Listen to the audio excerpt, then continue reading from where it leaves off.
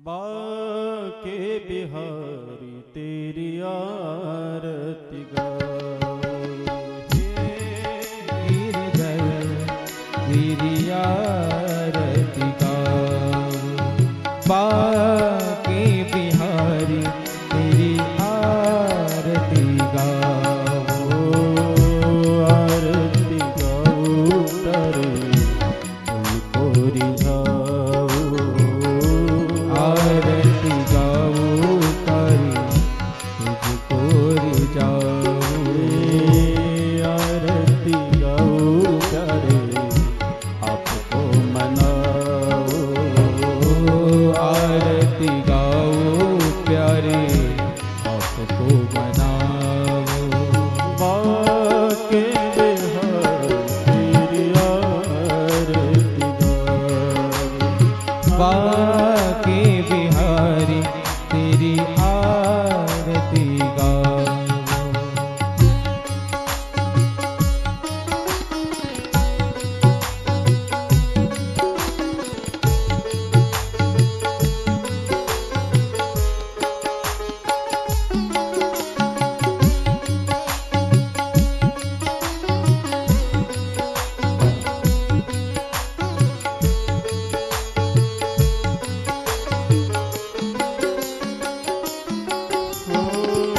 मोर मुकुट तेरे शीश पे सोहे, मोर मुकुट तेरे शीश पे सोहे, मोर मुकुट तेरे शीश पे सोहे, मोर मुकुट तेरे शीश पे सोहे, प्यारी बंसी मुनि मन मोहे, ओ प्यारी बंसी मुनि मन मोहे, देख छवि में बलि बन जाऊं, देख छवि में बलि बन जाऊं, हे गिरधर तेरी आरती गाऊं,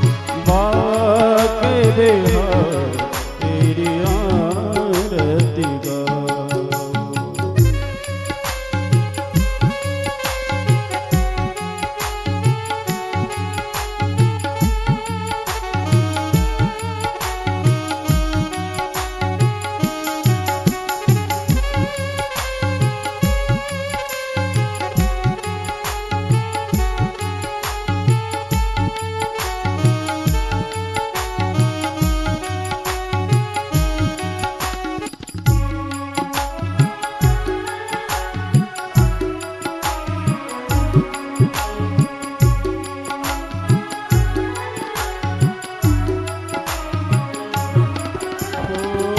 चरणों से निकली है गंगा प्यारी, चरण से निकली गंगा प्यारी, चरणों से निकली है गंगा प्यारी, चरणों से निकली है गंगा प्यारी, जिसने सारी दुनिया तारी, जिसने सारी दुनिया तारी, उन चरणों पे मैं शीश नमाऊं, उन चरणों पे मैं शीश नमाऊं, हे गिरधर तेरी आरती गाऊं, बाके बिहारी तेरी आरती गाऊं।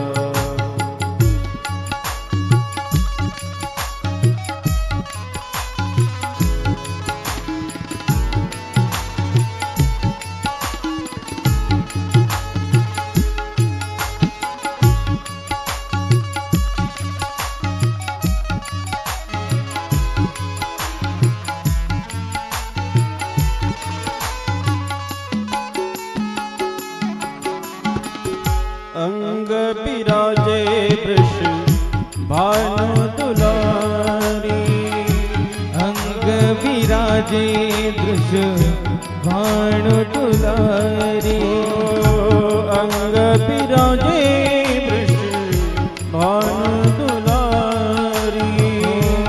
अंग विराजे वृष भानु दुलारी।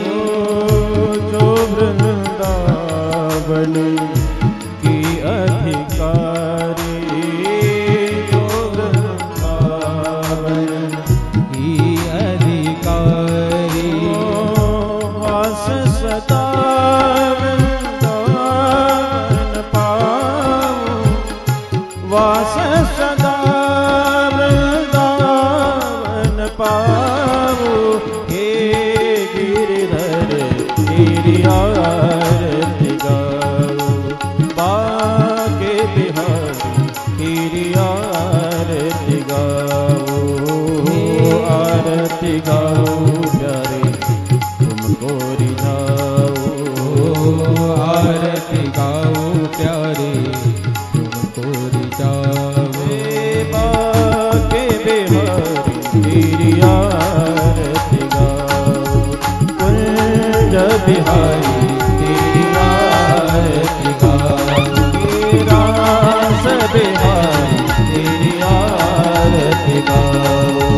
कर्पूर गौरम करुणावतारम संसार सारम भुजगेन्द्रहारम सदा वसन्तं हृदयारविन्दे भवन् भवानी चैतन्यभावि मन्दारमाला कपालकाय कपालमाला शिवशङ्कराय दिगम्बराय च दिगम्बराय नमः शिवाय च नमः शिवाय। अलिङ्गोटाङ्गन वन्देन चरण पुराणपालिन रूपसुधे प्रेमे आलिङ्गन आनन्द भोजन लाभवाय नमो नमः।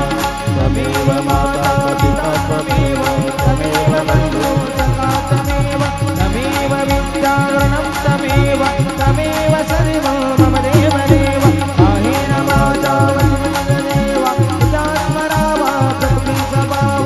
करोमि अग्रं सकलं परस्मै नारायणाय समर्पयामि। अच्युतं केशवं राम नारायण कृष्णदामोदरं वासुदेवं श्रीधरं माधवं गोपिकावल्लभं जानकी नायकं रामचन्द्रं वै।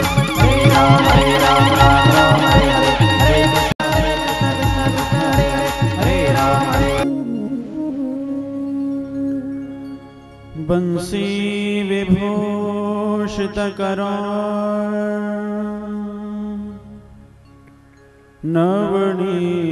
नवनीरदभ पीताम्बरधरुणबिम्बफलाधरोष्ट पूर्णेन्दुसुन्दरमुख अरविन्दनेत्र कृष्णात् परं किमपि तत्त्वमहं न जाने। नारायणं नमस्कृत्यं नरं चैव नरोत्तमं देवीं सरस्वतीं व्यासं ततो जयमुदीरये।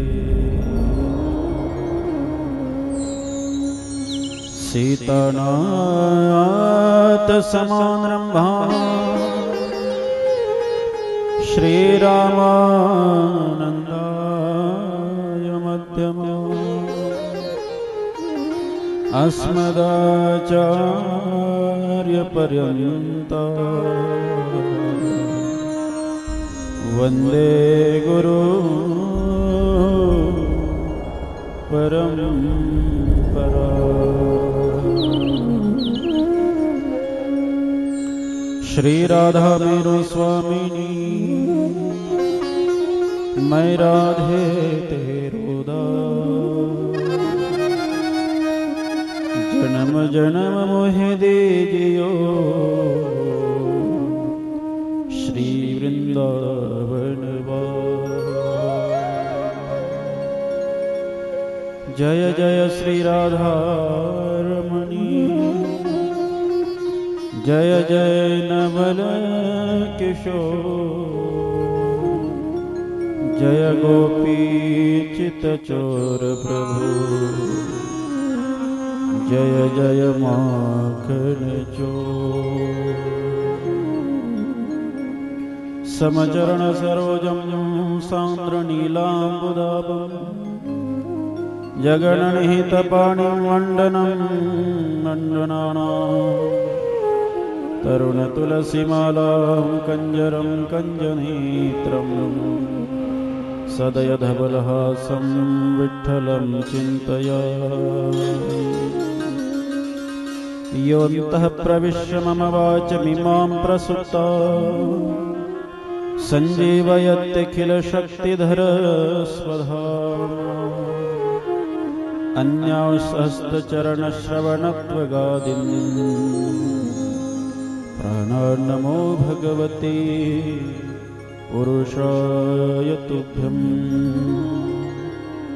लोकाभिरामं रणरङ्गधीरं राजीवनेत्रं रघुवंशनाथं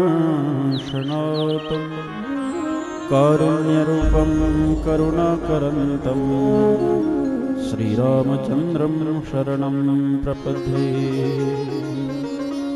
मनोजवं मारुततुल्यवेगं जितेन्द्रियं बुद्धिमतां वातात्मजं वानरयूतमुख्यं श्रीरामदूतं शरणं प्रपद्ये स्वस्ति श्री गणेशाय नमः श्री सरस्वती नमः श्री गुरुभ्यो नमः श्री ग्रामदेवताभ्यो नमः श्री स्थानदेवताभ्यो नमः श्री कृष्ण गोविंद हरे मुरारी हे नाथ नारायण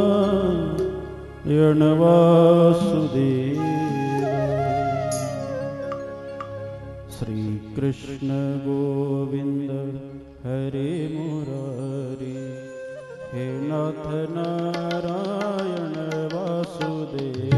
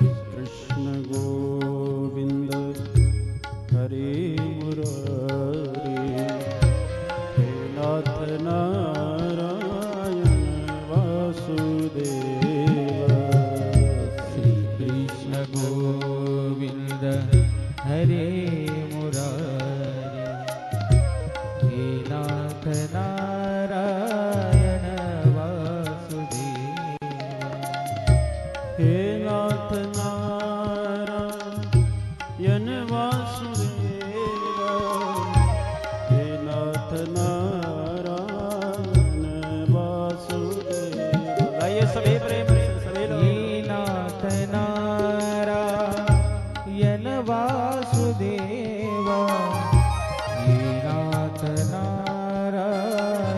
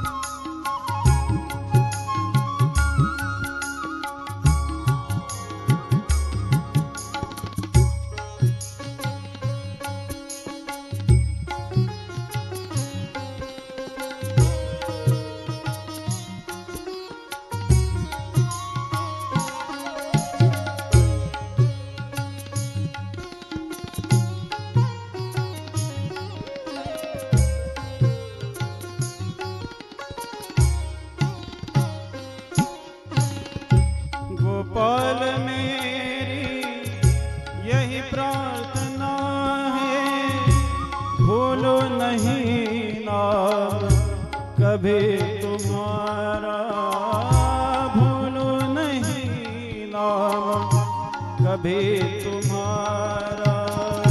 गोपाल मेरी यही प्रार्थना है, भूलू नहीं नाम कभी तुम्हारा।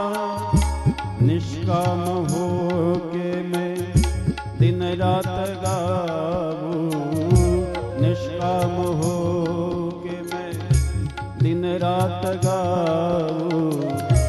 हे नाथ नारायण वासुदेव, श्री कृष्ण गोविंद हरे मुरारी। हे नाथ नारायण वासुदेव, श्री कृष्ण गोविंद हरे मुरारी। हे नाथ नारायण वासुदेव।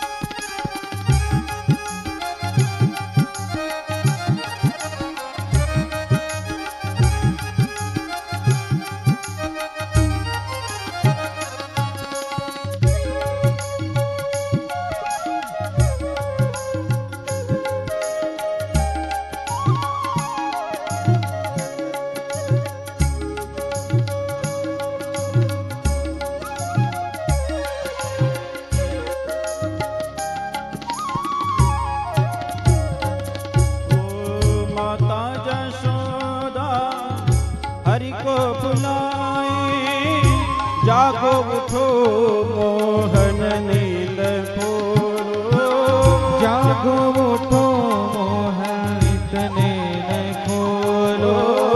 जागो उठो मोहन नींद खोलो।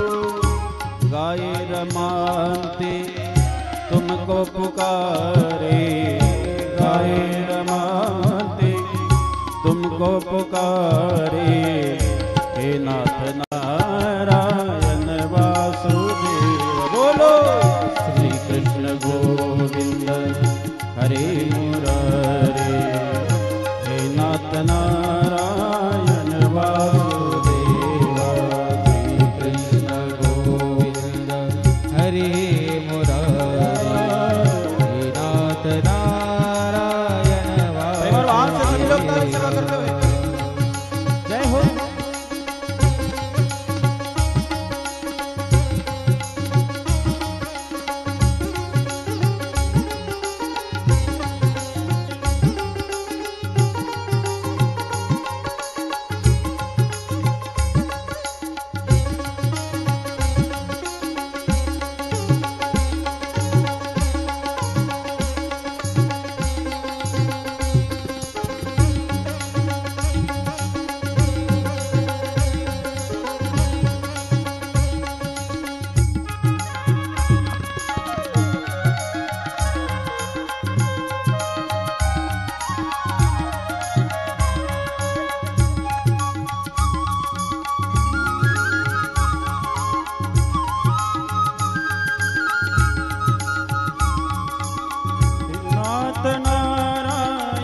वासुदेव।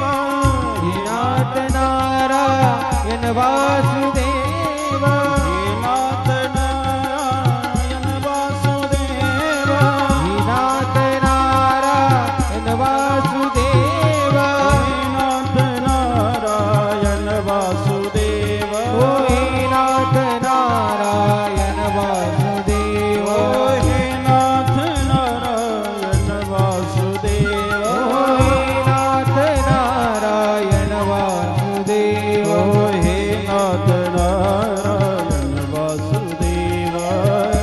नाथ नारायण वासुदेव। हे नाथ नारायण वासुदेव, हे नाथ सभी लोग थाली के दोनों हाथ सीधे। श्री कृष्ण गोविंद हरे मुरारी हे नाथ नारायण वासुदेव। श्री कृष्ण गोविंद हरे मुरारी हे नाथ नारायण वासुदेव। कृष्ण गोविंद हरे मुरारी हे नाथ नारायण वासुदेव। श्री कृष्ण गोविंद हरे मुरारी हे नाथ नारायण वासुदेव। राधे कृष्ण राधे कृष्ण राधे कृष्ण राधे कृष्ण राधे कृष्ण राधे कृष्ण राधे कृष्ण राधे कृष्ण राधे कृष्ण राधे कृष्ण राधे कृष्ण राधे कृष्ण राधे कृष्ण राधे कृष्ण। श्री कृष्ण गोविंद हरे नाथ नारायण वासुदेव। श्री कृष्ण गोविंद हरे मुरारी हे नाथ नारायण वासुदेव। कृष्ण गोविंद हरे नाथ नारायण वासुदेव। श्री कृष्ण गोविंद हरे मुरारी हे नाथ नारायण वासुदेव। कृष्ण गोविंद हरे मुरारी नाथ नारायण वासुदेव। श्री कृष्ण गोविंद हरे मुरारी हे नाथ नारायण वासुदेव। नाथ नारायण वासुदेव। ओ हे नाथ नारायण वासुदेव। हे नाथ नारायण वासुदेव। हे नाथ नारायण वासुदेव। नाथ नारायण वासुदेव। सच्चिदानंद रूपाय विश्वोत्पत्त्यादि हेतवे तापत्रय विनाशाय श्री कृष्णाय वयं नमः।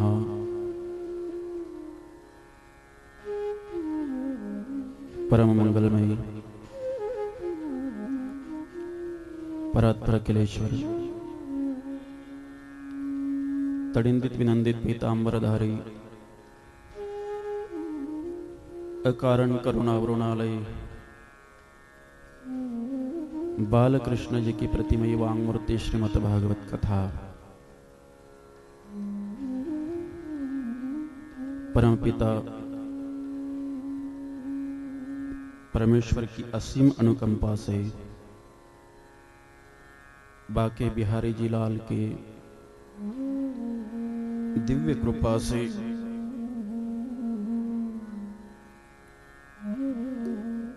सर्व साधु संत के महद आशीर्वाद से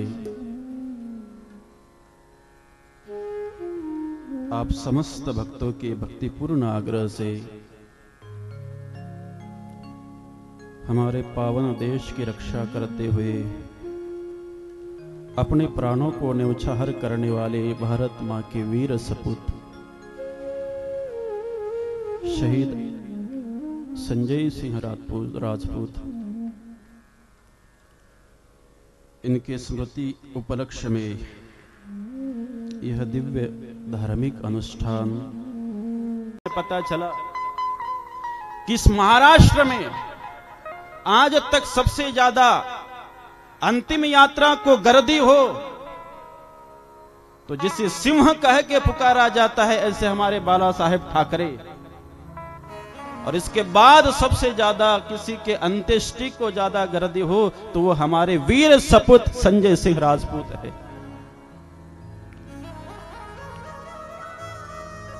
मलकापुर को तो एक सीमित जगह तक कोई पहचानता था, लेकिन आज हमारे संजय सिंह जी की वजह से आज पूरे भारत में इस मलकापुर को पहचाना जाता है। मैं जब कहीं बाहर कहता हूं ना, मेरी कथा मलकापुर में है, तो मुझे पता है क्या कहते, वही मलकापुर जहां के वो संजय सिंह जी है, जहां के वो शहीद हैं, तो जिनके नाम से आपके गांव को पहचान मिली। ऐसे महान वीर जवान संजय सिंह जी राजपूत, जिनकी द्वितीय स्मृति में आज यह दिव्य अनुष्ठान हम यहां आरंभ करने जा रहे हैं। जिस कथा को हम आज से 7 दिन श्रवण करने वाले हैं, जिनकी स्मृति में है, आइए एक बार उनको नमन करते हैं और फिर कथा में पदार्पण करते हैं। आओ झुक कर नमन करे उनको जिनके हिस्से में यह मुकाम आता है।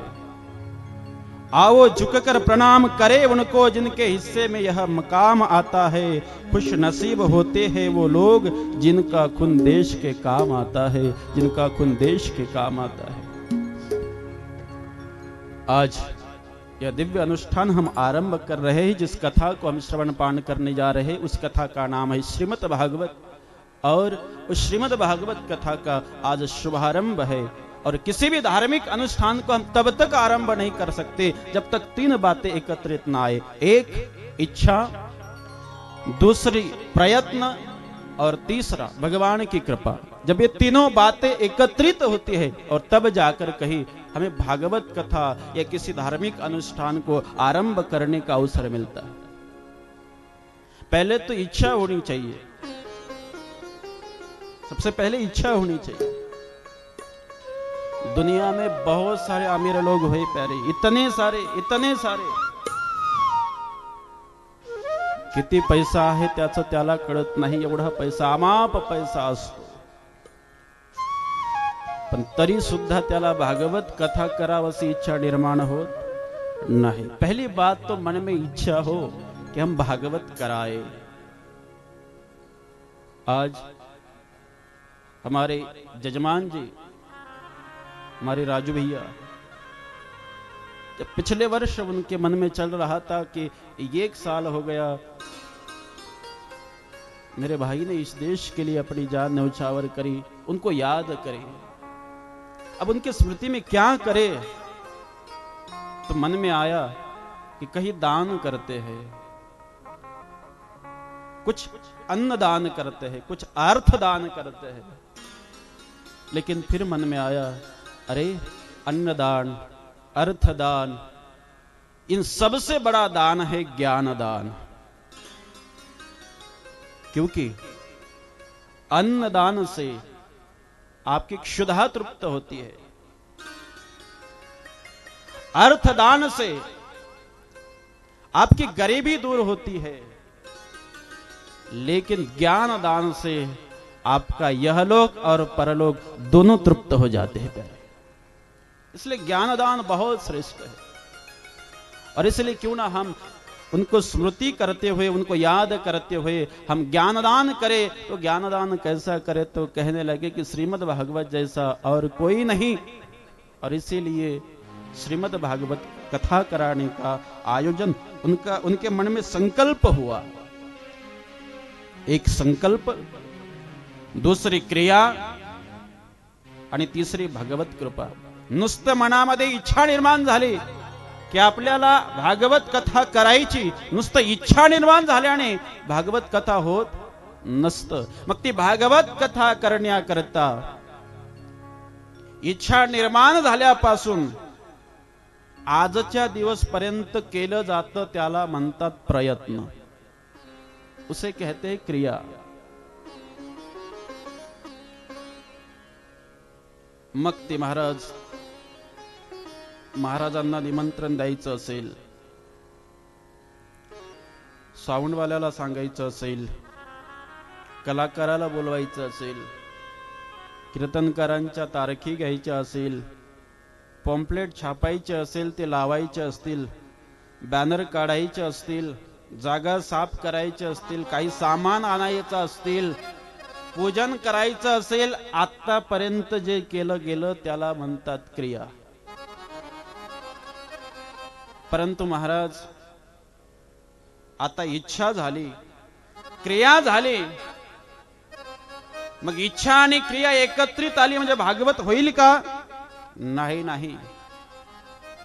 काही काही ठिकाणी इच्छाही असते, ती क्रियाही करत तरी सुद्धा भागवत कथा होत नाही किंवा कार्य घडून येत नाही। तुम्ही बघा, आज आपण कथेला सुरुवात केली, पुढे 7 दिवस पर्यंत आपण त्या कथेला वेळ देणार। काही काही लोक आज जाऊ उद्या जाऊ, आज जाऊ उद्या जाऊ करता करता 7 दिवस निघून जाईल तरी सुद्धा भागवताला दिसणार नाही। मग त्या 8व्या दिवशीला पंक्तीलाच हजर असणार। आणि मग जजमानजी दोन्ही पंक्तीमधून फिरत असताना, नमस्कार घेत असताना 8 दिवस पर्यंत ज्याचं तोंड मंडपात दिसलं नाही, तो अनोळखी चेहरा दिसला की मग जजमानजी विचारतात, का हो? काय 8 दिवस झाले कथा सुरू होऊन, आज संपायचा दिवस झाला. 8 दिवसापैकी एकही दिवस कथेला दिसला नाही.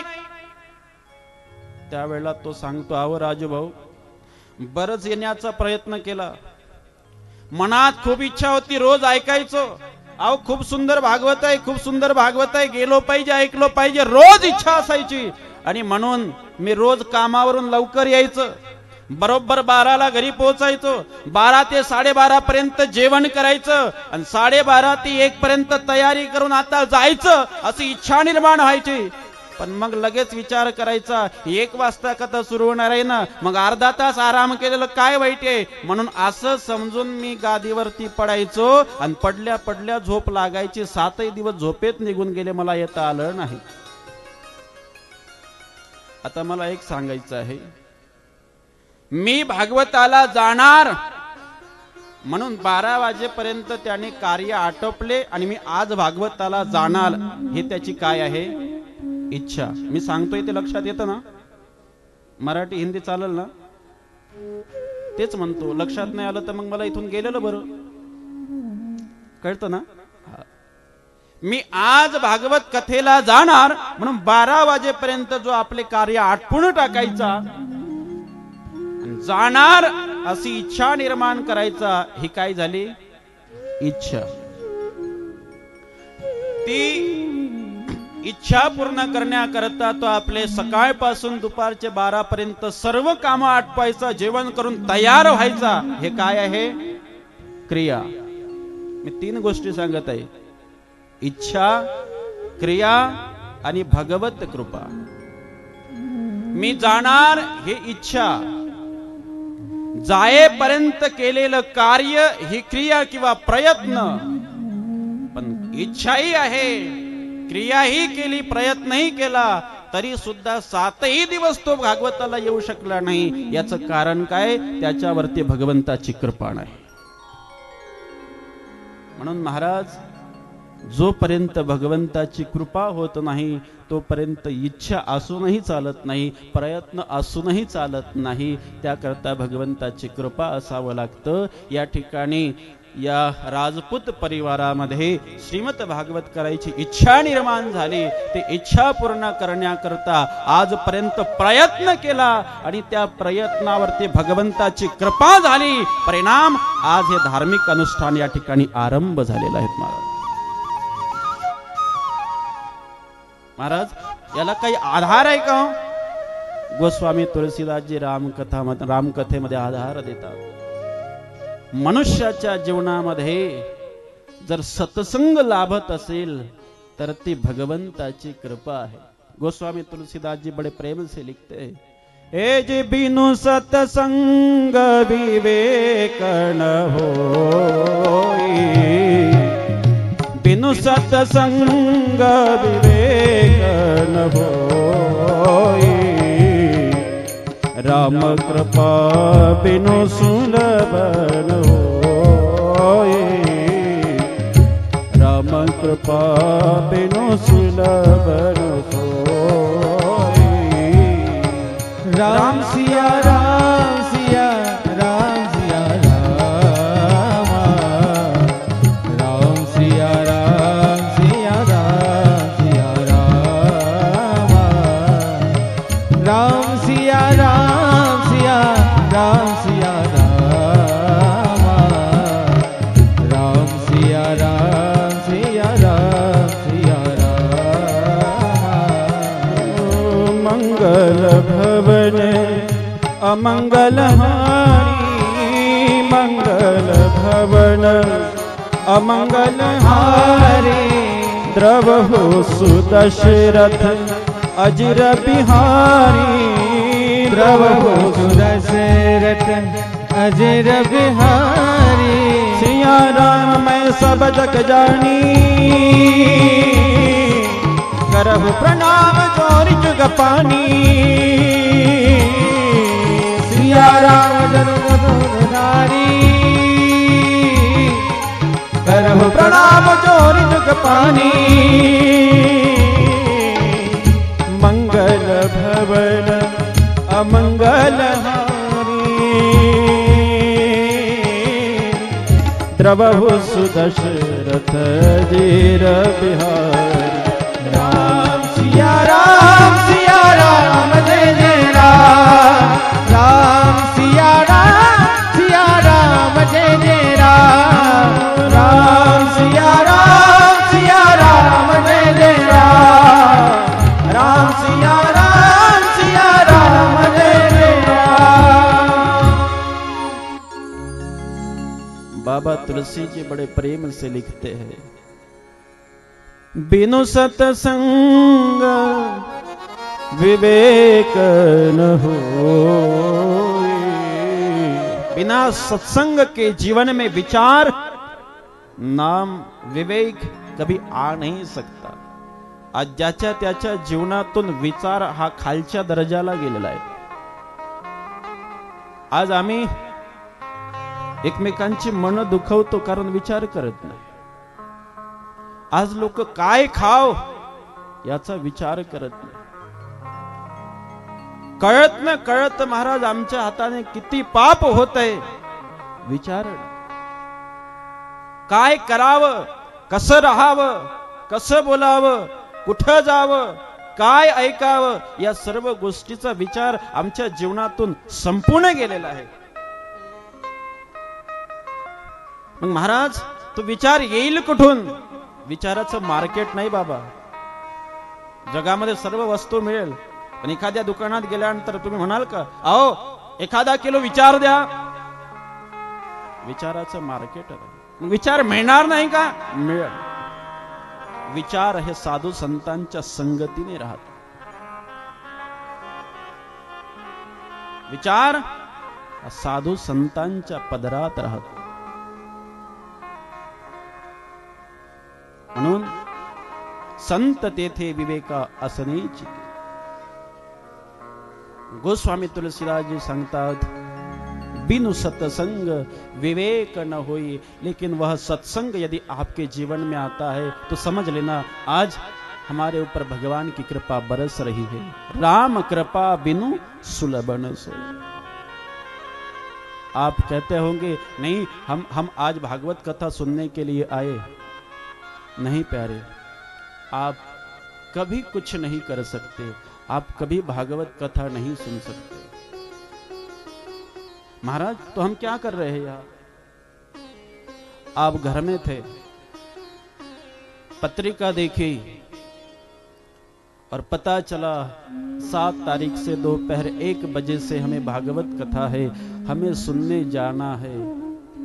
आज सुबह हुई, आप सबने स्नान मंगलादीप करके तब तैयार हुए और 1 बजते ही कहा चलो अब हम भागवत कथा सुनने के लिए निकलते हैं। समझ लेना राधा रानी ने आपकी उंगली पकड़ ली, मेरे ठाकुर ने आपकी उंगली पकड़ ली और उंगली पकड़कर कहने लगे चलो भागवत कथा सुनते हैं। तो राधा रानी ने आपकी उंगली पकड़ के आपको यहां पर बिठाला, तब जाकर आप भागवत कथा सुन रहे हो प्यारे।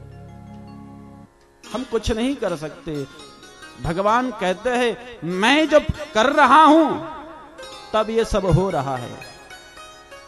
गतिर भरता प्रभु साक्षी निवास शरणम से। म्या बोलविल्या वेदू बोले, म्या चालविल्या सूर्य चाले, म्या हालविल्या प्राणू हाले, जो जगाते चाळिता वृक्षाचे पाने हाले जाचे सत्ता, राहिली अहंता मग कोठे। मेरा आपकी कृपा से सब काम हो रहा है। करते हो तुम कन्हैया, करते हो तुम कन्हैया, मेरा नाम हो रहा है। मेरा आपकी कृपा से सब काम हो रहा। करने वाला भगवान है और हम कहते मैंने किया, हम नहीं करते। और इसीलिए हम सब यहाँ पर बैठे हैं, ये हमारे भगवान की हमारे ऊपर असीम कृपा है। आणि म्हणून भगवंताची कृपा झाली म्हणून धार्मिक अनुष्ठान आरंभ झालं। म्हणून या ठिकाणी संकल्पही आहे, क्रियाही आहे आणि त्यावरती भगवंताची कृपा झाली आणि म्हणून हे धार्मिक अनुष्ठान या ठिकाणी आज आरंभ होतोय.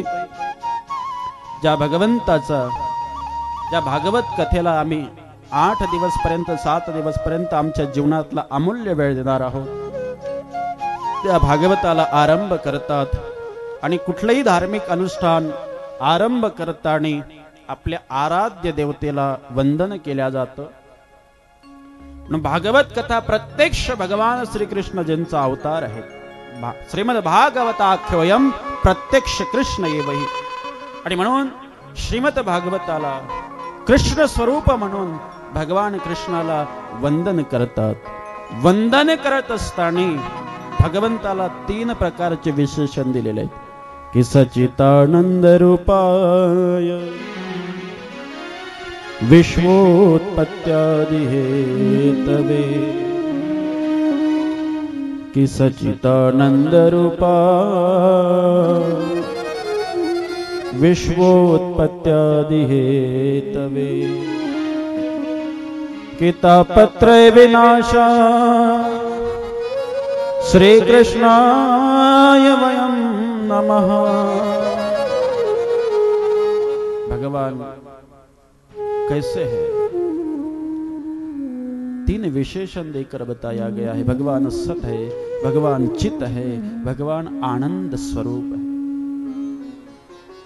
2 मिनट हम और आप सभी एक एक शब्द का चिंतन करें. सत किसे कहते हैं? व्हाट इज डेफिनेशन ऑफ सत? सत सत का मतलब होता है जो आदि मध्यांतर सत्य है. सत का मतलब होता है जिसका कभी नाश नहीं होता. सत का मतलब होता है जो कभी नष्ट नहीं होता, उसे सत कहते हैं. जो कभी नष्ट नहीं होता, कभी नाश को नहीं पाता, जो आदि मध्यांतर सत्य है, उसे सत कहा जाता है. और ऐसा सत दुनिया में केवल एक ही है, जो मेरा ठाकुर है, जो मेरे भगवान है. भगवान कभी नाश को नहीं पाते. जब कुछ नहीं था तब भी जो था उसको सत कहते हैं. आज हम और आप सभी है, अप्रत्यक्ष रूप के आप और हमारे हृदय में जो विराजमान करके रह रहे हैं वो सत है. और जब आप हम और कोई नहीं रहेगा, उस समय भी जो रहेगा उसे सत कहा जाता है. उसका कभी नाश नहीं होता. आपको यदि कठिन लग रहा हो तो मैं और थोड़ा सा सरल करके बताने का प्रयास करूंगा. मान लो आपको किसी ने एक सोने का बिस्किट दे दिया. मान लो मैंने मानने के लिए कहा क्योंकि कोई देता नहीं है. सोने का और बिस्कुट कोई देता नहीं, लेकिन मानने में क्या हर्ज जातो. मी काही देणार नाही, तुम्ही काही घेणार नाही. कल्पना करा तुम्हाला कोणीतरी एखादं सोन्याचं बिस्किट दिलंय. आता ते बिस्किट काय तुम्ही चहात घालून खाणार? खाऊ शकणार? काय उपयोग आहे मग त्या बिस्किटचा? पण महिला मंडळांना अलंकार फार प्रिय असतं आणि म्हणून ती माता त्या बिस्किटाला घेऊन एका सुवर्णकाराकडे जाते आणि त्या सुवर्णकाराला म्हणतात, दादा हे बिस्किट घ्या आणि यापासून मला वेगवेगळे सुंदर सुंदर आभूषण बनवून द्या. गळ्यातले सुंदर असं मंगळसूत्र बनवून द्या, एक चेन बनवून द्या, कानातले कुंडल बनवून द्या, नाकातले नथ बनवून द्या. पुन्हा काय असेल ते जे जे सोन्याचे बिस्किट आभूषण असेल ते सर्व बनवले आणि मग त्या महिला मंडळींनी सर्व गळाभर सोन्याचे आभूषण घालून भागवत कथेला यायला लागले. आणि एवढे आभूषण पाहिल्यानंतर आता महिलांचा स्वभाव असतो, दुसऱ्याकडे एखादा आभूषण एखादी वस्तू दिसली की ते आपल्याकडे असायलाच पाहिजे असं वाटतं की नाही? आमच्याकडे वाटतं, इकडे काय माहिती. आणि त्या आभूषणाकडे पाहून मग काही माऊल्या मंडळ म्हणायला लागल्या, ग भागवताला आले एवढे आभूषण घालून आले, चोर गळा कापल ना, हात कापल ना, किती आभूषण घालते वगैरे वगैरे काय असेल. आता 1 दिवस झालं, 2 दिवस झाले, 4 दिवस झाले.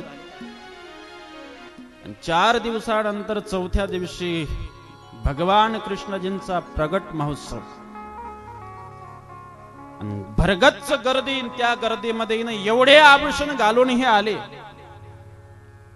आल्यानंतर दारावर नियोजक मंडळाने अडवलं, बरं का माऊली, मी रोज बघतोय तुम्हाला एवढे मोठे आभूषण घालून तुम्ही येता, आज भरगच्च गर्दी मंडपामध्ये आहेत, तुमचे आभूषण चोरीला गेले तर आम्ही जबाबदार राहणार नाही, नाहीतर घरी काढून या. असं त्या माऊलीला टोकलं. माऊलीला राग आला. रागाच्या भरात घरी आली. घरी आल्यानंतर अंगातले सर्व आभूषण काढले, नाही काय मंगळसूत्र काढले, चैन काढली, कुंडल काढले, नथनी काढली, नाही काय हातात ब्रासलेट होतं ते काढलं आणि सर्व एका खलबत्त्यात टाकलं. रागाच्या भरात खल घेतला आणि सर्व आभूषण कुठून कुठून संपून टाकले. राग आहे तो, रागाच्या भरात काय करल सांगता येत नाही. आता माऊलीने काय केलं, सर्व आभूषण कुठून संपवले. आता माऊलीकडचे आभूषण संपले. संपले ना, मी बोलतोय ते लक्षात येतं ना, का जाऊ घरी. आता माऊलीकडचे आभूषण संपले. तुम्ही बोलत चला, म्हणजे मला बोलता चालता जर कथा केली तर बरं वाटतं, वाटल्यास मी तुमच्यापर्यंत येतो. आता माऊलीकडचे सर्व आभूषण संपले, बरोबर आहे, पण तरी सुद्धा माऊलीकडे एक वस्तू आहे. काय? मान हलवता तुम्ही नुसतं, मला असं मान हलवणारे श्रोता नकोय. अडी फुंकले सोनारे इकडून तिकडे गेले वारे असं नकोय. मी जरा टोचून बोलणारा माणूस आहे. आता माऊलीकडेचे सर्व आभूषण संपले, पण तरी सुद्धा एक वस्तू शिल्लक आहे. काय? काय शिल्लक आहे? म्हणजे याचा मतीत अर्थ तुम्ही नुसतं माना हलवता. वांग्याच्या झाडाला आलू लागतं काय? हो, माना नाही हलवायचा. कथा ऐसी सुनो प्यारे, बस एक बार सुनो और कल्याण हो जाए. सर्व अंगाचे कान करून कथा श्रवण करायची. म्हणून महाराज कथेत बसल्यानंतर श्रोता बनून बसायचं, स्वतः बनून नाही. ए स्वतः बनून कथा ऐकायची नाही, श्रोता बनून कथा ऐकायची. हा, अरे घरी गेली माऊली, अंगातले आभूषण काढले, खलबत्त्यात टाकले, कुटा घेतला आणि सर्व आभूषण कुठून संपवले. आता तिच्याकडचे आभूषण संपले, पण तरी एक वस्तू शिल्लक आहे. कुठली? अरे सोनं शिल्लक आहे का नाही, की सोनं संपलं? आहेत ना, आमच्याकडे असतं, इकडं काय माहिती. आता माऊलीनी सर्वचे सर्व आभूषण कुठून कुठून संपवले, तरी सुद्धा एक वस्तू तिच्याकडे शिल्लक आहे. तिचं नाव आहे सोनं. आता 3 स्टेप लक्षात घ्या. ज्या वेळेला तिच्याकडे बिस्किट होतं, त्याही वेळेला तिच्याकडे काय होतं? सोनं. आता बोलत चला. ज्या वेळेला बिस्किट होतं त्याही वेळेला काय होतं? सोनं होतं. ज्या वेळेला अलंकार बनवले त्याही वेळेला काय होतं? सोनं. आता अलंकार संपवले, पण त्याही वेळेला शिल्लक आहे, त्याचं नाव आहे सोनं. आता लक्षात आलं ना? हा, आता इकडे कथेत वळूया. तसं ज्या वेळेला या जगामध्ये, या सृष्टीवरती काहीच नव्हतं, नवे नवे सृष्टीच नव्हती, पहिले कोठेच नव्हते, काही चंद्र सूर्य तारा नाही, अवघे शून्यच होते पाही, कानोबा तेरे तेरे ते. ज्या वेळेला या सृष्टीत काहीच नव्हतं, त्याही वेळेला जे तत्व होतं, त्या तत्वाचं नाव आहे सत. आता बारीक आहे का? थोडी इकडे या मुलांना थोडं सांभाळ तर कोणी बरं होईल. मुलांना सांभाळ. या सृष्टीत काही नव्हतं, त्याही वेळेला जे एक तत्व होतं, त्याचं नाव आहे सत.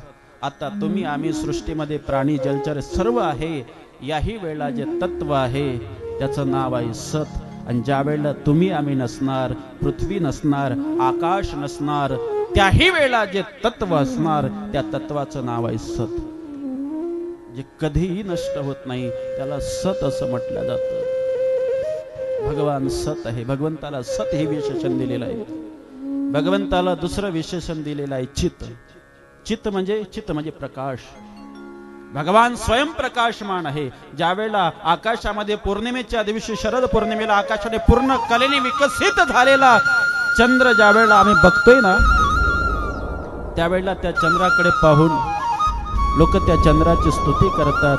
काही सुंदर सुंदर चंद्र आहे हो, काही सुंदर शीतल त्याची छाया आहे, काय मंद मंद प्रकाश आहे.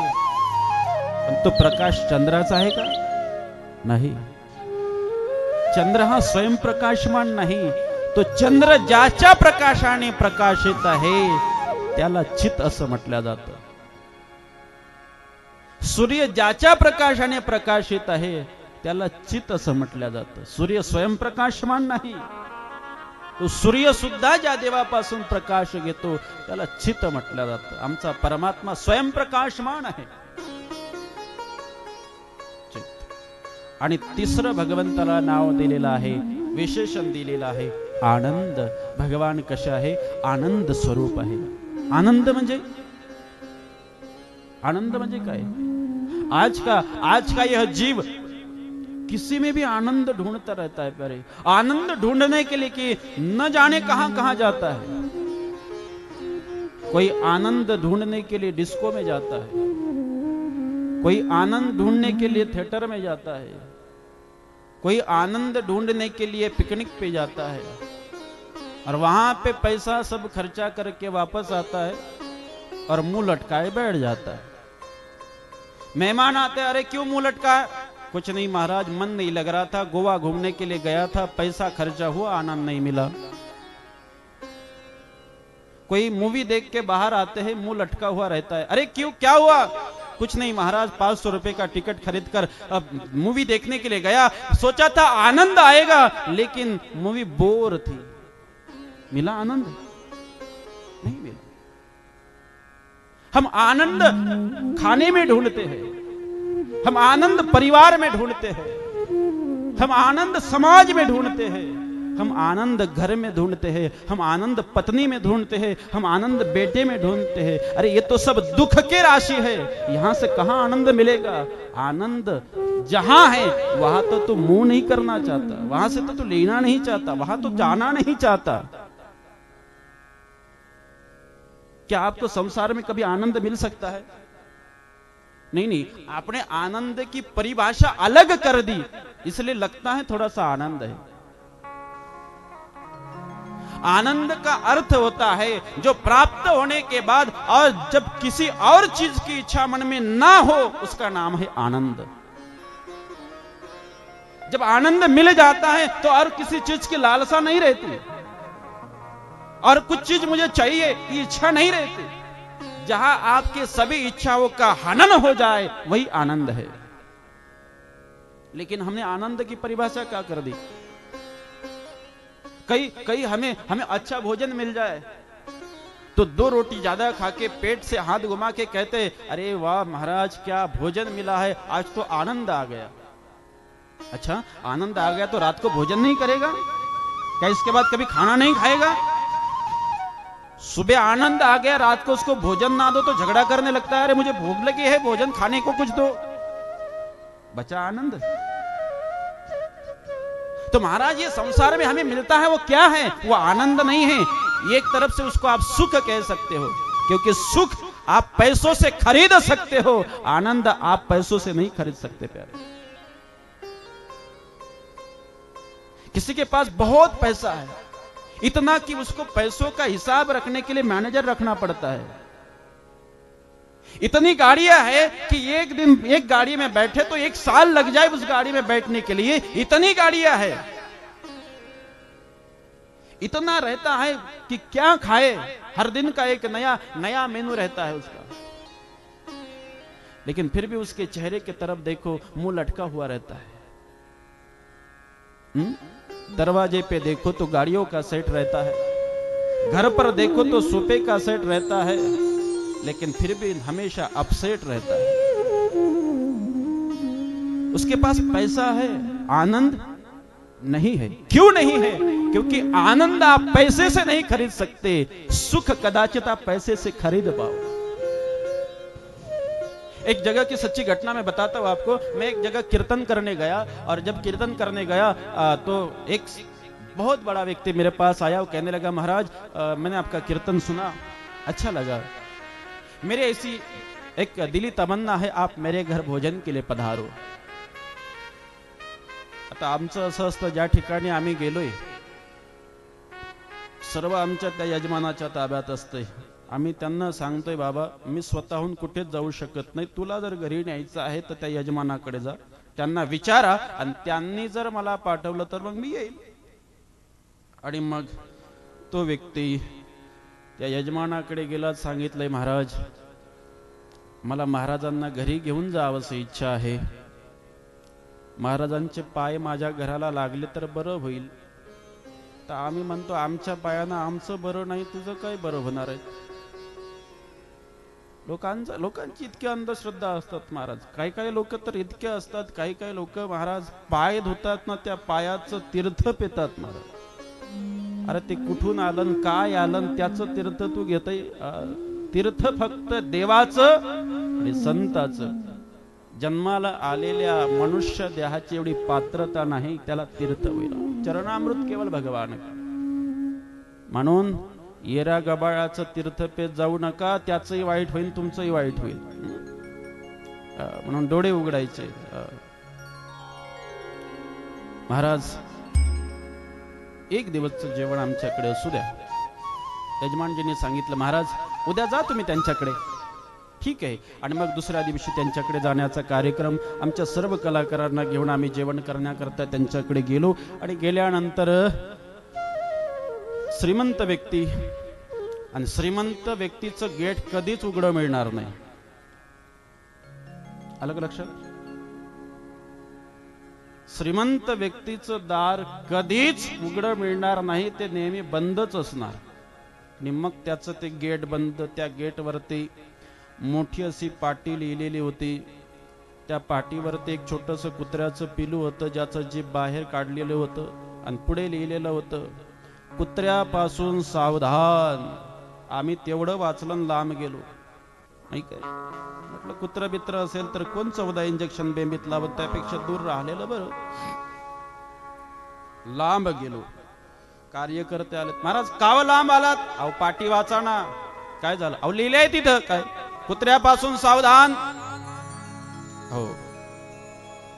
मग एकानं आतमध्ये डोकावून पाहिलं, आणि ते माझ्याकडे, महाराज काय? अहो कुत्र नाही तिथे। त्यातलाच एक कार्यकर्ता मला म्हणायला लागलात, महाराज काय, ज्यांनी तुम्हाला बोलावलं ना त्याला समजा म्हणून चला म्हणे आतमध्ये। तर नाही लक्षात आलं तर काही घरी जाऊन हसलं तरी चालत। आतमध्ये गेलो, आणि जेवायला फार सुंदर व्यवस्था महाराज।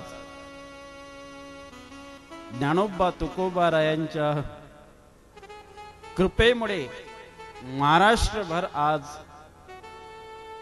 आम्हा सारख्या महाराज लोकांचा एवढा थाट असतो। आमच्याजवळ ज्ञानोबा तुकोबाराय सोडले तर आमच्या जीवनात काय नाही हो महाराज। काय ऐश्वर्य आम्हाला देवाने, नाही काय, माऊलींच्या कृपेमुळे। बसायला पाट, ताटाला पाट, अगरबत्तीचा घमघमाट, ताट ठेवलं, त्या ताटावरती पक्वान्न वाढले। फक्त लक्षात ठेवा, पाणी सुटू देऊ नका। वरण भात पोळी, ताकाची कढी, जलेबीची घनगडी, बेसनाची वडी, तुपाची तरी, सोनपापडी, अजून आठवत असेल तर घ्या लिहून, माझ्याकडे एवढेच आहे। एवढे पक्वान्न ताटामध्ये वाढलेत। आणि मग महाराज श्रीमंत व्यक्ती म्हणायला लागला, बाबा घ्या आता। आणि मग आमच्या पंडितजींनी श्लोक म्हटलेला आहे, पाणी फेरलं, जेवायला आरंभ केला। जेवायला आरंभ केल्यानंतर तो अर्ध जेवण झालं असेल, तो श्रीमंत व्यक्ती माझ्यापर्यंत आला आणि मला म्हणायला लागला, महाराज काय जिलेबी नाही घेतली? म्हटलं, अहो मला जिलेबी आवडत नाही। असं कसं आवडत नाही? आता काही काही ठिकाणी जेवण करायला गेलं ना की लोक असं जेवायला घालतात जसं काही त्याच्या घरी मी रोजाना आलो की काय। असं कसं घेत नाही तुम्ही? अहो पण मला आवडत नाही ना। असं कसं आवडत नाही? अहो तुमच्यासाठी स्पेशल खव्यातली जिलेबी आणली, घेत नाही म्हणता, कोण खाईन ते? म्हटलं न घ्यावता मारते का काय, आता त्याच्याच घरी आहे। दे बाबा, ठीक आहे, घेतो घेतो। आणि त्याने मग जिलेबी दिली. मी ती जिलेबी घेतली, खोब्यातली जिलेबी होती, फार गोड महाराज. इतकी सुंदर जिलेबी, ते फक्त लक्षात ठेवा, इतकी सुंदर जिलेबी खाऊन चविष्ट वाटले. मी त्याला पुन्हा म्हटलं, अहो अजून द्या एक. मग तो अजून आला. अजून आल्यानंतर त्याने स्वतः जिलेबी चकती माझ्या ताटात दिली. मी ती जिलेबीची चकती घेतली, तोंडात टाकली आणि मी चावून चावून चवी घेऊन घेऊन ती जिलेबी खात होतो. आणि तो श्रीमंत व्यक्ती दृष्ट लागल असा माझ्याकडे पाहत होता. मी त्याला पाहत होतो, तो माझ्या जिलेबीला पाहत होता. मी म्हटलं हे असंच पाहिलं तर मला दृष्ट लागल. मग मलाच त्याची दया आली आणि मी त्याला म्हटलं, का हो काय तुम्ही नाही बसले जेवायला? ते म्हणे, महाराज तुम्ही आरामात होऊ द्या. म्हटलं कशाला आरामात होऊ द्या? अरे दृष्ट लागन असं माझ्याकडे पाहत, काय आरामात होऊ द्यायचं, बस जेवायला. आणि मग तो जेवायला बसला. आणि जेवायला बसल्यानंतर त्याने आवाज दिला, कोण आहे तिकडे? माझं जेवायचं ताट घेऊन या. आणि मग त्याचं जेवायचं ताट आणलंय. त्याच्या ताटात काय होतं माहिती? तुरीच्या डाळीचं वरचं पाणी, ज्वारीची भाकर. आणि मग त्याच्याकडे पाहून मला दया आली. श्रीमंती एवढी, त्याच्या घरच्या जर पैशाला आग लावली तर 6 महिने पाणी टाकून टाकून विजणार नाही, एवढा पैसा. आणि काय खातो? वरणाचं पाणी आणि ज्वारीची भाकर. मी त्याला विचारलं, का हो साहेब काय? अहो एवढी सुंदर जिलेबी, एक एक कलाकार 5-5 चकत्या दाबून खात आणि तुम्ही जिलेबी नाही खात, तुम्ही हस. त्यावेळेला तो म्हणायला लागलात, महाराज खरं सांगू तुम्हाला. म्हटलं सांग ना. मागच्याच महिन्यामध्ये मुंबईच्या सिटी हॉस्पिटल मधून चेकअप करून आलो. काय? डॉक्टरनी सांगितलं. पण झालं काय? तेच सांगतो ना महाराज. अहो जेव्हा तुम्ही जिलेबीची चकती खात होते ना, त्यावेळेला असं वाटायचं तुमच्या हातून हिसकून खाऊ की काय. अरे मग खा ना, तुझ्याच घरची आहे ना. अहो तेच सांगतो ना महाराज, मागच्याच महिन्यात सिटी हॉस्पिटल मधून चेकअप करून आलो. तिथे आलेल्या इंग्लंडच्या डॉक्टरनी सांगितलंय, जर तुम्हाला मरेपर्यंत जगायचं असेल तर मरेपर्यंत कधी गोडाकडे पाहू सुद्धा नका. म्हणून खाता येत नाही महाराज. आता मला एक सांगायचं आहे, जिलेबी खाणं त्याच्यासाठी काही कमी आहेत का त्याला? एवढा पैसा असून सुद्धा त्याला जिलेबी खाता येत नाही. याचा मतितार्थ, फिरण्याकरता गाडी आहे, राहण्याकरता माडी आहे, खाण्याकरता पकवान आहे, पण खाता येत नाही. याचा मतितार्थ सुखाचे सर्व उपभोग जवळ आहे, तरी सुद्धा त्याचा आनंद घेता येत नाही. सुख वेगळं, आनंद वेगळं. म्हणून महाराज, आनंद साक्षात भगवंताचं स्वरूप आहे. म्हणून भगवंताला आनंद म्हटलं गेलेला आहे, भगवंताला आनंद विशेषण दिलेलं आहे. भगवान सत आहे, भगवान चित आहे, भगवान आनंद स्वरूप आहे. आणि म्हणून फार सुंदर सुखदेवजी महाराज, सूतजी महाराज वंदन करतात की सचितानंद रूपाय विश्वोत्पत्त्यादि हेतवे तापत्रय विनाशाय श्री कृष्णाय वयं नमः. सद चित आनंद स्वरूप जो भगवान आहे, त्या भगवंताला वंदन करतात. द्वितीय श्लोकामधून भगवत स्वरूप सुखदेवजी महाराजांना वंदन करतात की यं प्रप्रजंत मुनिपेतमपेत कृत्यं द्वैपायनो विरह कातरा जुहाव पुत्रेति तन्मयतया तरवोभिनेन्दु स्तं सर्वभूत हृदयं मुनिमानतोऽस्मि. सुखदेवजीला वंदन. आणि पुढे कुठलंही कार्य हातात घेतल्यानंतर ते निर्विघ्नपणे पार पडाव, याकरता सर्वात आधी गणरायाला वंदन करण्याचा नियम आमच्या संप्रदायाने घालून ठेवलेला आहे. आणि म्हणून प्रथम वंदन गणरायाला करून भागवताचा आरंभ करतात. आपण सुद्धा 2 मिनिटं भगवंताचं, भगवान गणरायाचं वंदन करून पुढे कथेमध्ये आरंभ करायचा आहे. स्वस्ति श्री गणेशाय नमः. हे बुद्धि के दाता सब वेदों के ज्ञाता, हे बुद्धि के दाता, सब वेदों के ज्ञाता, तुम्हें वंदना, तुम्हें वंदना, तुम्हें वंदना, तुम्हें वंदना, तुम्हें वंदना, बोले तुम्हें वंदना।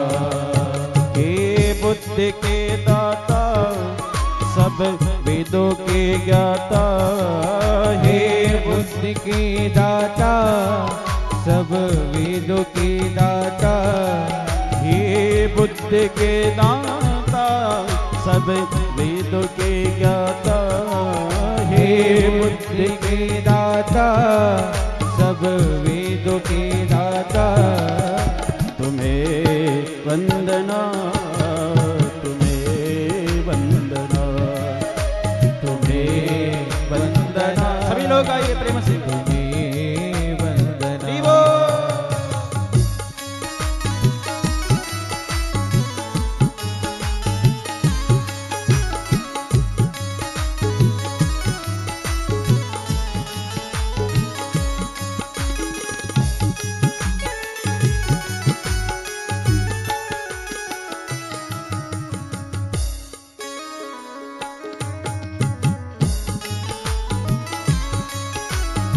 जय हो।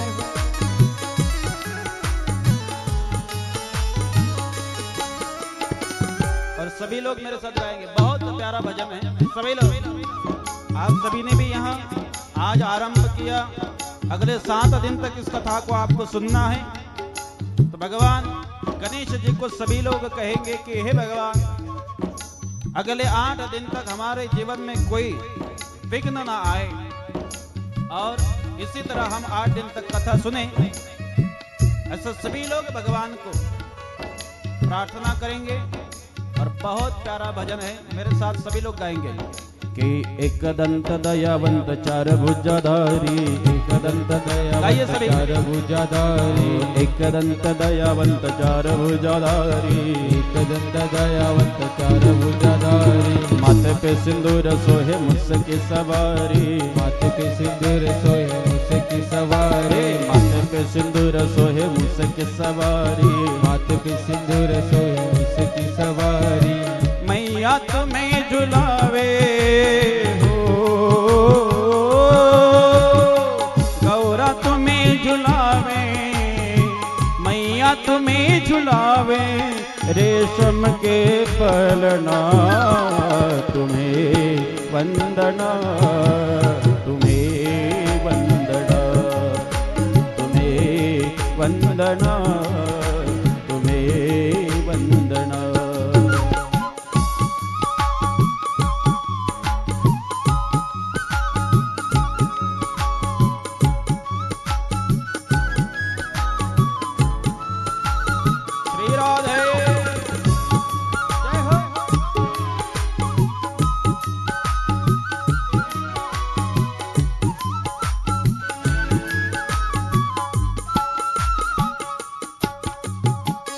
चढ़े फूल चढ़े और चढ़े मेवा, पान चढ़े फूल चढ़े और चढ़े मेवा।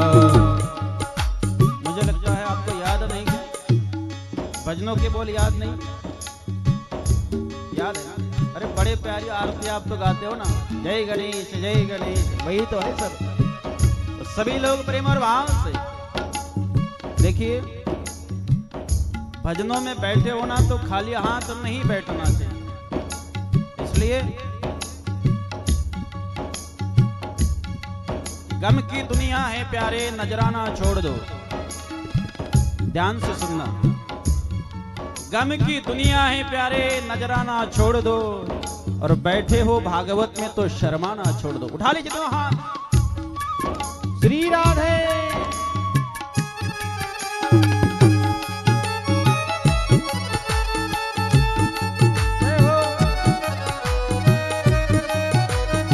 श्री राधे।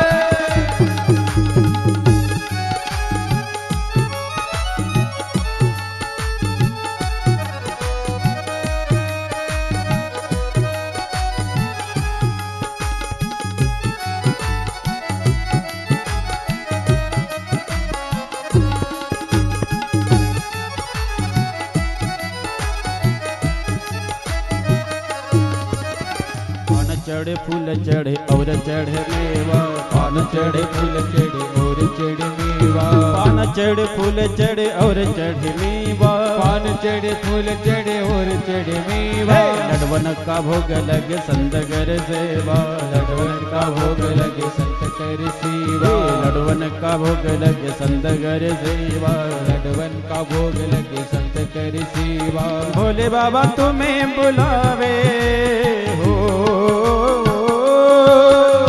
शंकर बाबा तुम्हें बुलावे, कह करके ललना तुम्हें वंदना, तुम्हें वंदना, तुम्हें वंदना, तुम्हें वंदना।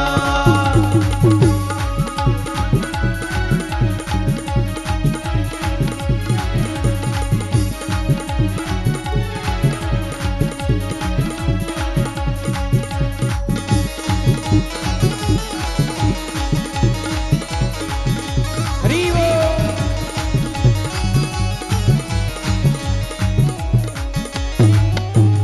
अंधन को आंख देत कोड़ियन को काया, अंधन को आंख दिख कोड़ियन को काया, अंधन को आंख देत कोड़ियन को काया, अंधन को आंख दिख कोड़ियन को काया, पांजन को पुत्र देते निर्धन को माया, वादन को पुत्र देता निर्धन को माया, पांजन को पुत्र देते निर्धन को माया, वादन को पुत्र देता निर्धन को माया, भक्तों की विनती को तीनों की विनती को अब गणपति जी सुनना, तुम्हें वंदना, तुम्हें वंदना, तुम्हें वंदना, तुम्हें वंदना। हे बुद्धि के दाता सब वेदों के ज्ञाता, हे बुद्धि के दाता सब वेदों के गाता, हे बुद्धि के दाता सब वेदों के ज्ञाता, हे बुद्धि के दाता सब वेदों के गाता, तुम्हें वंदना, तुम्हें वंदना, तुम्हें वंदना, तुम्हें वंदना, तुम्हें वंदना, राधे वंदना, वंदना, तुम्हें वंदना, तुम्हें वंदना, तुम्हें वंदना। हे बुद्धि के दाता गजानना, हे गजानना, तुम्हें वंदना,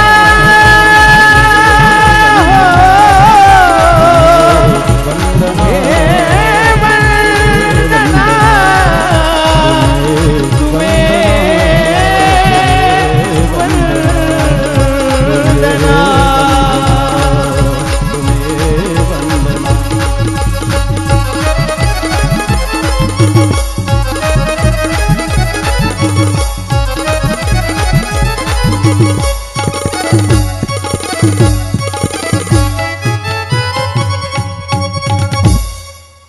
बोले गजानन महाराज की जय।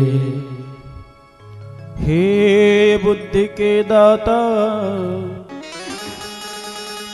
सब वेदों के ज्ञाता, तुम्हें वंदना, तुम्हें वंदना। अभिप्सितार्थ सिद्धरतम पूजितो येसुरागणे, सर्वविघ्नहरस्तस्मै श्रीगणाधिपतये नमः। जिस प्रकार आज हम आप सभी यहाँ इस भागवत कथा को सुनने के लिए एकत्रित हुए हैं, उसी प्रकार जो पुराण की कथा है, उस कथा को सुनने के लिए इस दुनिया में सबसे परम पावन पवित्र जो स्थल है नैमिष अरण्य, उस नैमिष अरण्य में आज एक से एक हजारों महानुभाव एकत्रित आए हैं।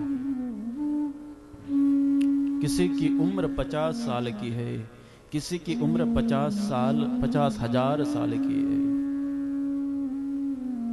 किसी के शरीर पर तो एक वस्त्र भी नहीं है, तो किसी के शरीर पर अपने बालों के ही मानो वस्त्र बना लिए हो, इतने बाल है। बड़े बड़े जोगी महानुभाव सन्यासी 88,000 जिनकी संख्या है, ऐसे बड़े बड़े संत एकत्रित हुए कहां? नैमिष अरण्य में। आप गए होंगे कई सारे लोग। लखनऊ के पास नैमिष अरण्य आज भी वह जगह है। किम कारणार्थ? सत्संगार्थ। क्योंकि संत लोग कभी संसार की बातें करने के लिए एकत्रित नहीं होते। आप देखिएगा, जब कभी दो संत मिलेंगे वहां कभी संसार की बातें नहीं होगी, वहां तो भगवान की बातें होगी। हाँ, लेकिन जहां दो संसारी मिले वहां कभी भगवान की बातें भूल कर नहीं हो सकती प्यारे। वहां तो वही होगी, कैसा चल रहा, ठीक है ना, तेरा बच्चा क्या कर रहा है, बेटी की शादी हो गई, वहां संसार की बातें होगी। लेकिन जब कभी संत एकत्रित आते हैं ना, तो वह सत्संग होता है। संसार के लोगों से दुनिया का बुरा हो सकता है, लेकिन साधु संत जब एकत्रित आते तो वह सत्संग की दुनिया का कल्याण ही होता है। क्योंकि सत्संग दुनिया को कल्याण करने के लिए ही होता है। और आज एक नहीं, दो नहीं, 88,000 जिनकी संख्या है, ऐसे बड़े बड़े योगी महानुभाव आज वह एकत्रित आए हैं और सोच रहे हैं कि कौन हमें सत्संग सुनाए। सत्संग सुनाने वाला भी तो अच्छा होना चाहिए, कौन सुनाए। तो उन सभी के बीच नव यौवन प्राप्त किए बिल्कुल 16 वर्ष के हमारे सूत जी महाराज का पदार्पण हुआ। और जैसे ही सूत जी महाराज को आते देखा, आज 50,000 हजार जिनकी उम्र है, ऐसे बड़े बड़े महानुभाव योगी भी अपने अपने स्थान पर खड़े होकर सूत जी का स्वागत करने लगे हैं। एक बात बताए, जब कभी हमारे बीच हमसे कोई श्रेष्ठ व्यक्ति आए, कोई बुजुर्ग आए, कोई ज्ञानी आए, कोई महात्मा आए, कोई साधु आए, कोई सत्संगी आए, तो हमें अपने स्थान पर खड़े होकर उनका स्वागत करना चाहिए। और जब तक वह अपने स्थान पर विराजित ना हो जाए, तब तक अपने स्थान पर खड़े रहकर उनका सम्मान करना चाहिए। यह मानवता है, और यही तो भूल चुके हैं। आज कथा कीर्तन इसी के लिए है। हम कहां गलत हो रहे हैं। आज घर का बुजुर्ग व्यक्ति खड़ा रहता है और बच्चे सोफे पे बैठे रहते हैं। आज पत्नी सोफे पे बैठी रहती है और हमारे भाई लोग घर का काम करते रहते हैं। ये हमारी संस्कृति नहीं है। हमसे कोई बड़ा व्यक्ति यदि हमारे बीच पधारे ना, तो हमें अपने स्थान पर खड़ा होकर उनका स्वागत करना चाहिए। आज 16 वर्ष के सूत जी महाराज जब आ रहे हैं, तो हजारों साल के बड़े बड़े महात्मा भी अपने स्थान पर खड़े होकर उनका स्वागत करते हैं। बड़े सुंदर पूजन किया है, ऊंचे आसन पर बिठाया, और ऊंचे आसन पर बिठाकर हाथ जोड़कर सामने खड़े हो गए। कौन? हजारों महात्मा योगी महानुभव। और 16 साल के सूत जी महाराज इन सभी संतों का आदर देख के गदगद हो गए और कहने लगे, महाराज मैं इस लायक नहीं हूं। अहो काय करताय तुम्ही? अहो मी 16 वर्षाचा, तुम्ही माझ्यापेक्षा सर्व गोष्टींनी मोठा आहात।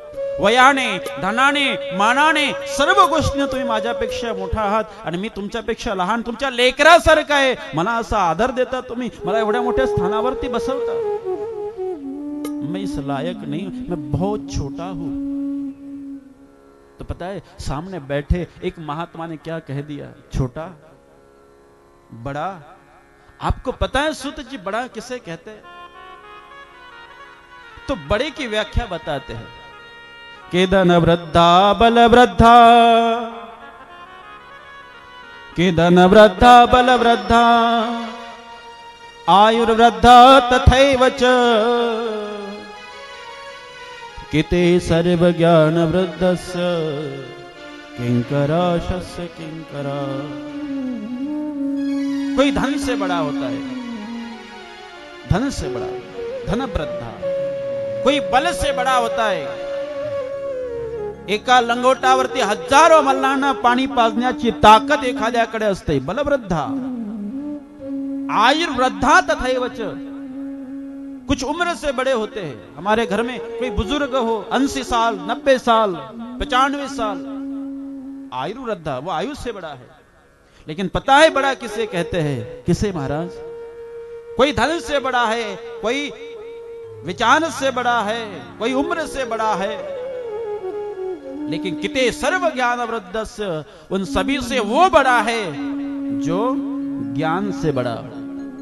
और महाराज आप तो इतने बड़े हो, आप ज्ञानी, एक ज्ञानी नहीं हो तो आप तो हमारे लिए करोड़ों सूर्य के समान हो। अज्ञान अध्वांस विध्वंसम कोटि सूर्य समप्रभ। आप हमारे हृदय में जो अज्ञान रूपी अंधकार पैदा हुआ है, उस अज्ञान रूपी अंधकार को दूर करने वाले आप करोड़ों सूर्य के समान हो। अच्छा सूर्य कितने हैं जरा बताना मुझे, कितने हैं? ऐसा तो नहीं ना कि हमारे यहां कोई अलग सूर्य उदित होता है, आपके यहां कुछ अलग होता है? एक ही है ना? क्या करता है सूर्य? रात जब हो जाती है तो जिधर उधर अंधेरा हो जाता है, लेकिन एक सूरज जब उदित हो जाता है तो पूरी दुनिया का अंधेरा क्या हो जाता है? नष्ट हो जाता है। जब एक सूरज के उदित होने से दुनिया का पूरा अंधेरा नष्ट हो जाता है, तो हे सुत जी महाराज आप तो एक नहीं, आप हमारे अंतःकरण में, हमारे हृदय में जो अज्ञान रूपी अंधकार भरा पड़ा है, उस अंधकार को दूर करने के लिए आप तो कोटि सूर्य के समान हो, करोड़ों सूर्य के समान हो, कोटि सूर्य समप्रभ। और इसीलिए हमारी एक इच्छा है। अच्छा आपकी भी इच्छा है? हमने तो सुना है कि संतों में कुछ इच्छाएं नहीं होती। नहीं महाराज, संत हुए तो क्या हुआ, उनकी भी तो कुछ इच्छाएं होती है। मेरी भी इच्छा है, हमारी भी इच्छा है। अच्छा क्या इच्छा है? महाराज हमें पता है आप बहुत ज्ञानी हो, और इसलिए हम सब का मन है सूता क्या ही कथा सारम मम कर्ण रसायनम। हमें ऐसा मन है कि आपके मुख से हम कथा का सार सुने। यह प्रश्न बहुत मार्मिक किया है, आप गौर से सुनना। या ये नहीं कहा गया कि हमें कथा सुनाओ, यहां ये नहीं कहा कि हमें भागवत कथा सुनाओ, हमें ये नहीं कथा हमें राम कथा सुनाओ, हमें ये नहीं कथा कि किसी भी प्रकार का हमें कथा का गुणगान करो। नहीं नहीं नहीं नहीं, क्या सुनाया है? सूता क्या ही कथा सारम, हमें कथा का सार सुनाओ, कथा नहीं सुननी। अब मुझे एक बात बताओ, सार ज्यादा श्रेष्ठ है कि वस्तु ज्यादा श्रेष्ठ है?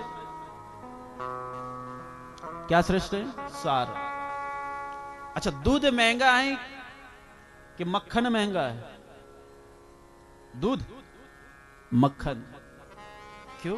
क्योंकि दूध का सार होता है मक्खन। दूध से महंगा होता है दधी, और दधी से महंगा होता है लोणी, मक्खन, तुप ज्याला म्हणतो है, क्योंकि तुप सार है और सार महंगा होता है प्यारे।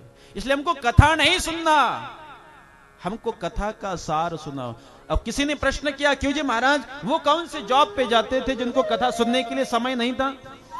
भाई ये बात तो अब हम कहे कि दुनिया बहुत तेजी से चल पड़ी है, अगर हम रोज काम को जॉब पे नहीं जाएंगे तो खाएंगे क्या, परिवार को क्या पोसेंगे?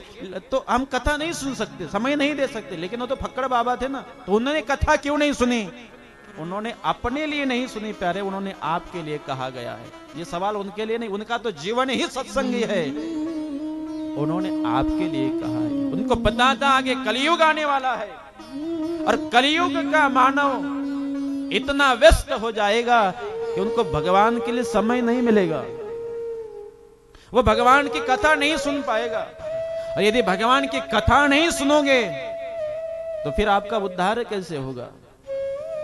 जिस कार्य के लिए आए हो वो कार्य कैसा पूर्ण होगा?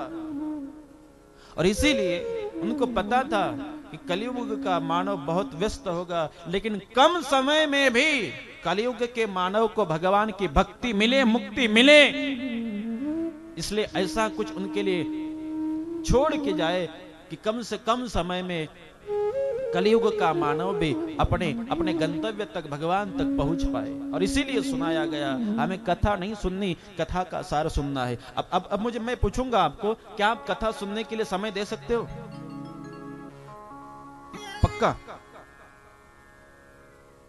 देखो, मेरे साथ जब बात करोगे ना तो बहुत विचार पूर्वक करना। मैं क्या पूछूंगा? अच्छा, आप समय दे सकते हो? हम हिंदू हैं और हमारे हिंदू सनातन धर्म में कथा ग्रंथ को कोई कमी नहीं है। अब आज भागवत है, आज से 7 दिन तक आप भागवत कथा